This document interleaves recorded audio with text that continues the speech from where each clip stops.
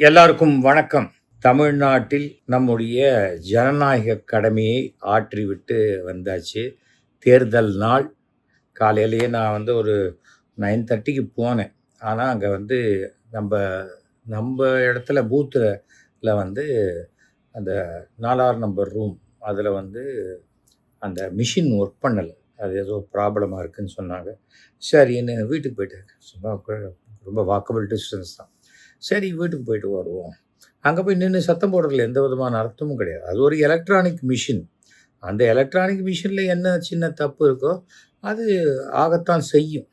அந்த மாதிரி இருக்கும்போது அது கரெக்டாக ஒரு 11:30க்கு போனோம். எல்லாமே அதுக்குள்ளே அந்த க்யூலாம் முடிஞ்சு ரொம்ப ஃப்ரீயாக இருந்தது. இந்த சாயங்காலம் இன்றைக்கி 5 மணி வரைக்கும் 82% போலிங் ஆகிருக்கு. 82% இல்லை 83%. இது 6 மணி. அப்புறம் 6 மணிக்குள்ளே அந்த பூத்தில் என்ட்ரு பண்ணிட்டா அப்புறம் அந்த கேட்டை சாத்திட்டா அதில் உள்ள 50 பேர் இருந்தால் கூட அந்த 50 பேரும் 8 மணி வரைக்கும் இருந்து ஓட்டு போடலாம். அதனால் எனக்கு தெரிஞ்சு 84% த ஹையஸ்ட் இது அச்சீவ் பண்ணிட்டோம் அப்படின்னு நம்முடைய தேர்தல் கமிஷன் மிக பிரமாதமாக பெருமையாக சொல்லிக்கொள்ளலாம். ஆனால் கடந்த 2024 தேர்தலில் எத்தனை நபர்கள் வாக்களித்தார்கள், இந்த தேர்தலில் எத்தனை நபர்கள் வாக்களித்தார்கள் என்பது தெரிந்தால்தான் இந்த சதவிகித கணக்கை விட்டுட்டு அதிகமான எண்ணிக்கையில் வாக்களிப்பு நடந்திருக்கா இல்லையான்னு தெரியும். அவ்வளவுதான். 100க்கு 50 மார்க் வாங்குறாங்க. அதையே 60க்கு அப்படின்னு போட்டு அதில் 30 மார்க் வாங்கினா கூட அது 50 மார்க் வாங்கினதோட ஜாஸ்தியாக தான் தெரியும். இது ஒரு விகிதாச்சார கணக்கு. பர்சன்டேஜ் சொல்கிறத விட சரியான எண்ணிக்கை சொல்லப்பட வேண்டும். சொன்னால் தான் அது தெரியும். அப்போ நிஜமாகவே அது அதிகமாக இருந்தால் நம்ம ரொம்ப சந்தோஷப்பட்டுக்கலாம். இன்றைக்கி இப்போ பேசுகிறதுடைய நோக்கம் என்னென்னா, நிறைய பேருக்கு பஸ்ஸு கிடைக்கல, இது கிடைக்கல, இப்படி பண்ணிட்டாங்க, ராத்திரியில் திராட்டில் விட்டாங்க, அங்கே ஒரே கூட்டம், இங்கே ஒரே இது. என்ன காரணம்? அதுக்கு அடிப்படைனா இந்த கடைசி நிமிஷத்தில் யாரோ கேட்டுக்கிட்டாங்க, பெரிய இது ஆகிடும், சீஃப் செக்ரட்டரியை மாற்றணும், இவரை மாற்றணும், அவரை மாற்றணும்னு சொன்னால் எதெல்லாம் பர்ஃபெக்டாக பண்ணிக்கிட்டு இருக்காங்களோ திடீர்னு மாற்றி வேற ஒருத்தரை கொண்டு வரும்போது அவங்களால அதை கோப்பப் பண்ணுறது கஷ்டம். யாராக இருந்தாலும், எந்த டிபார்ட்மெண்ட்டில் இருந்தாலும், எவ்வளவு பெரிய அதிகாரியாக இருந்தாலும் அவங்கள அவங்க அந்த டிபார்ட்மெண்ட்டுக்கு பழகிறதுக்கு அட்லீஸ்ட் ஒரு 10 நாளாவது தேவைப்படும். அந்த வேலை வாங்கிறதுக்கோ எதுக்கோ. அது ஒரு குழப்பம். இது எவ்வளோ தேவையில்லாத பண்ணியிருக்க வேண்டாம். அப்படியே அவங்க பண்ணணும்னு நினச்சிருந்தா இந்த தேர்தல் கமிஷன் எலெக்ஷனுக்கு என்னைக்கு டேட் அனௌன்ஸ் பண்ணாங்களோ அன்றைக்கே மாற்றிருக்கலாம். அந்த ப்ராசஸிங்க்கு நமக்கு அப்போ இருக்கிற 1.5 மாதத்தில் அவங்களுக்கும் என்னென்ன பிரச்சனை அவங்களுக்கும் ஒரு ப்ரீத்திங் டைம் கிடைச்சிருக்கும். அது தேர்தல் கமிஷன் லாஸ்ட் மினிட்ல பண்ணினது தவறான ஒரு விஷயமாகத்தான் பார்க்கப்படுகிறது. அதே போல் நமக்கும் இன்றைக்கி தான் தேர்தல்னு திடீர்னு நேற்றுக்கு ராத்திரி சொல்லலை, முன்னாடியே சொல்லிட்டாங்க. அதனால் பிளான் பண்ணிட்டு போகிறவங்க முன்னாடியே ட்ரெயினில் புக் பண்ணியிருக்கலாம், இல்லை வேறு ஏதாவது அரேஞ்ச் பண்ணியிருக்கலாம். இன்றைக்கி பஸ்ஸில் அவ்வளோ கொடுத்து போகிறதுக்கு ஒன் வே ட்ராப்பு டாக்ஸிஸ் எவ்வளோ வந்திருக்கு, அதில் 5 பேர் ஷேர் பண்ணிக்கிட்டு போனால் கூட பஸ்ஸில் போகிறத விட அது சீப்பாக இருக்கும். அந்த மாதிரியான பிளானிங்கில் போயிருக்கலாம். ஆனால் மெட்ராஸ்லேருந்து கிளம்பி ராத்திரி 8 மணிக்கு கிளம்பி காலையில் 8 மணிக்கு தான் திண்டிவனமே போக முடியுதுங்கிற அளவுக்கு டிராஃபிக் ஜாம் ஆகிடுச்சின்னு சொல்லும்போது அந்த மாதிரியான இது எப்போது தான் நடக்கக்கூடிய ஒரு சூழ்நிலை. அதுக்கு யாரையும் குற்றம் சொல்லி ஒன்றும் பண்ண முடியாது. எல்லாருமே லாஸ்ட் மினிட் பிளானிங். அப்படின்னா இப்போ வெஸ்ட் பெங்கால் தேர்தல் ஒரு ட்ரெயின்லேயும் நிற்க இடம் கிடையாது, படுக்க இடம் கிடையாது. அப்படி தொங்கிக்கிட்டு போனாங்க எல்லாருமே. போயிட்டு வந்திருக்காங்க. கொஞ்சம் கஷ்டமான ஒரு விஷயந்தான். அதையும் மீறி அவங்க போய் ஓட்டளித்ததுங்கிறது சாதனையாகத்தான் பார்க்கப்படுகிறது.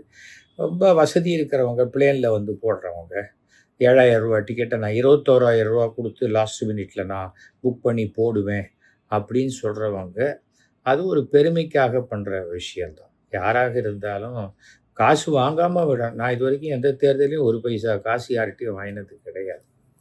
அதே போல் நாங்கள் இருக்கிற தெருவுக்கெல்லாம் யாரும் காசு கொடுக்கவும் முயற்சி பண்ண மாட்டாங்க. அந்த மாதிரியாக இருக்கக்கூடிய இடத்துல நாம வந்து கரெக்ட்டா நம்ம கார்ல நம்ம பெட்ரோல போட்டுக்கிறோம். போய் ஓட்டு போட்டு வந்துடுறோம். ஏன்னா, நம்மை ஆள்பவர்கள் சரியான நபராக இருக்கணும். அவ்வளோதான். அதற்கு நம்ம இந்த முயற்சிய எடுத்துக்கணும். அடுத்தது 3வதான விஷயம், நான் ஓமன்லேருந்து வந்தேன். ரூ. 1,00,000 டிக்கெட்டு போட்டு வந்தேன். இங்க வந்தா எனக்கு ஓட்டே இல்லன்னு சொல்லிட்டாங்க. அப்படின்னு ஒரு பொண்ணு அழுவுது. இன்னொருத்தரு, நானு, என் பொண்ணு 2 பொண்ணும் சிங்கப்பூர்லேருந்து வந்தோம். இங்க வந்தா ஓட்டே இல்ல. எஸ்ஐஆர் ஃபார்ம் எல்லாம் என்னுடைய ஒய்ஃபு வந்து ஃபில்லப் பண்ணி குடுத்தாங்க. உலகம் முழுக்க நீங்க எங்கேருந்து வேணா இந்த எஸ்ஐஆர் ஃபார்ம ஆன்லைன்லேயே நீங்க பார்க்கலாம். அங்க வந்து உங்க பேர் இருக்கா இல்லையான்னு தெரியும். சிங்கப்பூர்லேருந்து அப்படியே கிளம்பி வரதுக்கு முன்னாடி கவுண்டர்ல டிக்கெட் வாங்கிட்டு நீங்க மெட்ராஸ்க்கு வரல. அவரும் வந்து வீட்ல அம்மா இருந்திருக்காங்க. அம்மா தான் இதெல்லாம் பண்ணினாங்கன்னு சொன்னவங்க, அம்மாவுக்கு ஃபோன் பண்ணி, ஏன்னா இப்ப வாட்ஸ்அப் கால் ஃப்ரீ. முன்னெல்லாம் சிங்கப்பூர்லன்னா மேஜர் சுந்தரராஜ் பேசுவாரு. "ஹலோ, ஹலோ என்னப்பா?" அப்படின்னு ஒரேடியா சத்தம் போட்டு பேசக்கூடிய ட்ரங்க் கால்லாம் போயிடுச்சு. இப்போ ரொம்ப ஃப்ரீயா வாட்ஸ்அப் கால்ல எல்லாருமே பேசிக்கும்போது, ஒரு 15 நாள் முன்னாடியே நம்ம பேர் வந்திருக்கா? இல்லையா? அப்பவே அவங்க இன்னொரு ஃபார்ம ஃபில்லப் பண்ணி குடுக்க சொன்னாங்களே, அத ஃபில்லப் பண்ணி குடுத்தியா? எதையுமே நான் கேட்டுக்க மாட்டேன். அப்படின்ட்டு இங்க வந்து சத்தம் போடுறதுல எந்த பிரயோஜனமும் கிடையாது. நீங்க செலவழிச்ச பணம் ஒண்ணுமே வீணாகல. ஏன்னா, எனக்கு ஓட்டு இல்லங்கிறது நெறைய டிவில போட்டாங்க. ஸோ, அந்த பப்ளிசிட்டிய நீங்க கனெக்ட் பண்ணி பார்த்தா, சிங்கப்பூர் டிக்கெட்டு உங்களுக்கு சரியா போயிடுச்சு. ஃபர்ஸ்ட் ஆஃப் ஆல் பெரம்பூர்ல வந்து யாருக்கு ஓட்டு போடணும்னு புதுசா வந்தீங்களா என்னங்க தெரியாது. அந்த பொண்ணு ஒரு மாற்றம் வேணும்னு சொல்றாங்க. அதில ஓட்டு போடுறதுக்கு ஒரு பொண்ணு. ஆனா, அது எனக்கு கிடைக்கல. நல்ல வேளை கிடைக்கலம்மா உனக்கு. ஏன்னா, இந்த எஸ்ஐஆர் ஃபார்மையே சரியா ஃபில்லப் பண்ணி ஒரு அப்ளிகேஷன் வாங்க தெரியாத உங்களுக்கு ஓட்டு போட்டு என்ன பண்ண போறீங்க? தப்பான ஆளத்த தான் ட்ரை பண்ணுவீங்க. கேட்டா நான் விசில் அடிப்பேன்பீங்க. அதெல்லாம் நம்ம ஒண்ணும் பண்ண முடியாது. ஃபர்ஸ்ட் ஆஃப் ஆல் நாம சரியாக இருக்கணும். நான் எக்ஸ் எம்எல்ஏவா தான் இருந்தேன் மயிலாப்பூர்ல. கிட்டத்தட்ட ஒரு 5 மணி நேரம், 6 மணி நேரம் என்னுடைய பெயர், என்னுடைய ஃபேமிலி பேர் எல்லாம் இருக்கா? இல்லையா? அத்தனையும் நான் பார்த்து தான் நான் இது பண்ணியிருக்கேன். இங்க பாருங்க. இதோ எங்களுடைய ஓட்டர் ஐடி, எல்லாமே ரெடியா இருக்கு. Colour ID. அவங்க காட்டுற நான் 15 வருஷமா ஓட்டு போடல. அப்படியும் நான் இந்த ஊரு என்கிட்ட இது இருக்கு. இந்த டிரைவிங் லைசென்ஸ் இருக்கு. அது இருக்கு. என்கிட்ட ரேஷன் கார்டு இருக்கு. மாவு மிஷினுக்கு போற ஃபார்ம் இருக்கு. இதெல்லாம் சொன்னா என்ன பிரயோஜனம்? அப்ப எப்ப இந்த எஸ்ஐஆர்ன்னு ஒண்ணு கொண்டு வந்தாங்களோ, நீங்க 2004ல என்னைக்கு போட்டீங்க? அன்னைக்கு என்ன அட்ரஸ்ல இருந்தீங்க? என்ன இது? அப்பா, அம்மா அந்த விஷயம் அத்தனையும் எழுதி குடுக்க சொல்லி கேட்கறாங்க. நான் தான் 15 வருஷம் முன்னாடி இருக்கிற கார்டு வச்சிருக்கேனே! அப்படின்னா செல்லுமா? நீங்க 20 வருஷம் முன்னாடி வாங்கின பாஸ்போர்ட் எடுத்துக்கிட்டு, இப்ப சிங்கப்பூர் போயிட முடியுமா? அதுக்கு தனியா விசா வாங்க வேண்டாமா? பாஸ்போர்ட்ங்கிறது 10 வருஷத்துக்கு ஒரு தடவ ரெனியூ பண்ணணுங்கிறது இருக்கு இல்லையா? இந்த மாரி வார்த்தைகள நீங்க சிங்கப்பூர் ஏர்போர்ட்ல போய் சொல்லுவீங்களா? விசாவே வாங்காத அங்க போயிட்டு, என்ன உள்ள விட மாட்டேன்ட்டாங்க. என்னது? என்ன கவர்ன்மெண்ட் நடத்துது? சொல்லிடுவீங்களா? அப்படியே புடிச்சு உள்ள போட்டுருவாங்க. இந்தியா ஜனநாயக நாடு. அதுக்காக வாய்க்கு வந்தத பேச முடியாது. நாம நம்ம கடமையை சரியாக செய்தால் தான் வேற யாராவது செய்யலாம். இப்ப யாரோ ஒரு பொண்ணு எனக்கு பதிலா வேற யாரோ ஓட்டு போட்டாங்கன்னா, அந்த பொண்ணுக்கு சேலஞ்சிங் ஓட்டுக்கு அந்த பொண்ணு இன்னொரு ஓட்டு குடுத்தாங்க. அந்த பொண்ணு ஓட்டு போட்டு போயிட்டாங்க. அந்த எல்லா விதமான சிஸ்டங்களும் நமக்கு சரியாகத்தான் இருக்கிறது. சில சமயம் எத்தனைக்கு எத்தன் உண்டுங்கிற மாதிரி அதையும் தாண்டி வந்துடுது. ஒரு ஓட்டர் ஐடிய வச்சோ, ஆதார் கார்ட வச்சோ அந்த ஃபோட்டோல இருக்கிறது நாம தான் அப்படின்னு கண்டுபிடிக்கிறதுக்கே பெரிய திறமை வேண்டும். நம்ம ஃபோட்டோ நம்மள மாதிரியே வருதுன்னா, அது ஒரு பெரிய விஷயம். நமக்கு வந்து கியூஆர் கோடு எல்லாமே இருக்கு. ஆனா, அந்த கியூஆர் கோடை அத வந்து பார்க்கறதுக்கு உண்டான ஃபெசிலிட்டி எல்லா இடத்துலயும் இல்ல. நான் கூட ஓட்டு போட்டேன், அமுக்கினேன். அமுக்கினோனே கிளம்பலான்னு பார்க்குறேன். 1 நிமிஷம் வெயிட் பண்ணுங்க சார். ஏன்னா, அது இந்த மிஷின்ல நான் யாருக்கு ஓட்டு போட்டேனோ, அது அந்த லைட்டோட அது எரியுது. ஒரு பழைய அமைச்சர் வந்து லைட் எரியிற மிஷின போய் அமுக்கிட்டு, என் ஓட்டு பதிவாகலையேன்னு இப்போ சொன்னேன். இது இவரெல்லாம் மினிஸ்டரா வச்சுக்கிட்டு, ஐயோ! மறுபடியும் அவர் வந்துடக்கூடாதேங்கிற வேண்டியல் தான் நமக்கு ரொம்ப ஜாஸ்தியாக இருந்தது. இதெல்லாம் எதுக்காக சொல்றேன்னா, படிக்காத மக்கள், ரொம்ப ஒரு வசதி ரொம்ப குறைச்சலா இருக்கிறவங்கலாம், அவங்க எவ்வளவோ பொறுப்புணர்ச்சியோட இருக்காங்க. ஓரளவுக்கு மேல வசதி படைத்தவர்கள், நான் ரொம்ப படிச்சுட்டேன்னு நினைக்கிறவங்க இருக்காங்க இல்லையா? அவர்கள் தான் இந்த மாரியாக ஒரு தற்குறித்தனத்த பண்ணிட்டு, அரசாங்கத்து மேலே பழி போடுறதுங்கிறது இருக்கு. ஒரு கல்யாணத்துக்கு போகிறோம், ஒரு ரூ. 250 ரூ. 300 மொய் எழுதிட்டு 3/4 மணி நேரம் வெயிட் பண்ணி சாப்பிட்டுட்டு வரோம். நாம் மொய் எழுதிட்டு சாப்பிட்டு வர இடத்துல அதுக்கே இவ்வளோ நேரம் வெயிட் பண்ணுறோன்னா, நம்மை ஆளக்கூடியவர்களை தேர்ந்தெடுக்கக்கூடிய ஒரு மாபெரும் ஒரு விழா. இந்த விழாவுக்காக நம்ம ஒரு அரை நாள், ஒரு நாள் வேஸ்ட் பண்ணுறது தப்பு இல்லை அப்படிங்கிற ஒரு உணர்வு நமக்குள்ளே வரணும். நான் 1950 பிறந்தேன். ஆச்சா, ஃபஸ்ட் டைம் 68, 69 என்னமோ தான் தேர்தல். இது மாட்டுப்பெட்டியில் ஓட்டு போடுங்கள்லாம் அப்போ இது அந்த மாதிரி இதுலேருந்து நாங்கள் ஆரம்பித்து நான் வந்து யார் வேட்பாளர், அவர் தண்ணி அடிப்பாரா, அவருக்கு ஒரே வீடு இருக்கா, இல்லையா, ஃபோன் பண்ணால் எடுப்பாரா, வருவாரா, இத்தனையும் எங்கள் அப்பா அதெல்லாம் தெரிஞ்சுக்கிட்டு தாண்டா ஓட்டு போடணும் தான் எனக்கு சொல்லி கொடுத்துருக்காரு. அதனால தான் நான் ஓட்டு கேட்கும்போது கூட என்னுடைய அந்த நோட்டீஸ்லேயே என்னுடைய செல்ஃபோன் நம்பரை போட்டேன். என்னை 24 மணி நேரமும் தொடர்பு கொள்ளலான்னு. அந்த ஃபோன் நம்பர் தான் இன்னி வரைக்கும் வச்சுருக்கேன். 9841023545. எதற்காக இதெல்லாம் சொல்கிறேன்னா, வருத்தப்படாதீங்க. எதுவுமே இதில் மாற்றம் வேணும், மாற்றம் வேணும். எல்லாத்தையும் மாற்றம் என்பது மாறாதது, அது வரும். சிங்கப்பூர்லேருந்து வந்தால் கூட மாற்றம் வேணும்னு நினைக்கிறவங்களுக்கு ஓட்டே இல்லைன்னாக்க அதுவும் ஒரு மாற்றம் தானே, இல்லையா? நாம் வந்து நம்ம கடமையை சரியாக செஞ்சால் தான் அடுத்தவங்களை குறை சொல்ல முடியும். எங்களுக்கு ரொம்ப வருத்தமாக இருக்குது. ரொம்ப எங்கள் அம்மா இல்லை, உங்கள் அம்மா கரெக்டாக பண்ணியிருந்தாக்கா அப்போவே உங்கள் அம்மாவுக்கு பூத் ஸ்லிப் வந்திருக்கணுமே. எப்போ அம்மா பண்ணது, எப்போ அம்மாவை காட்டவே மாட்டேன்றீங்க நீங்கள்? அப்போ அம்மாவும் கூட இருந்து பேசியிருக்கலாம்ல. அப்பாவும் 2 பொண்களும் மட்டும்தான் பேசுகிறாங்க. அப்போ அம்மா எங்கே? அந்த ஃபார்மை ஃபில்லப் பண்ணி எல்லாத்தையும் செய்து அம்மாவையும் காட்டி அம்மாவும் சொல்லியிருக்கணும் இல்லையா? ஏன்னா இது ஃபார்ம் தான், இதுதான் என்னுடைய ஃபார்ம், இந்த ஃபார்ம் தான். அதை எங்கேயோ வீடு மாற்றிட்டேன், அதை வீடு மாற்றும் போது எங்கேயோ மிஸ் ஆகிடுச்சின்னு அவர் பெரியவர் பேசுகிறாரு. அப்போ வீடு மாற்றும் போது மாற்றினா, அப்போது பழைய வீட்டு அட்ரஸுக்கு போயிருந்ததுன்னா அது வேறு தொகுதியாகவோ இல்லை வேறு ஏரியாகவோ இருந்தால் வேறு பூத்துக்குன்னு அது போயிருக்கோம், அங்கே இருக்கும். நீங்கள் அங்கே என்ன போய் கேட்கணும்? புதுசாக இருக்கிற இடத்துக்கு உங்களுக்கு கொண்டு வந்து கொடுப்பாங்க.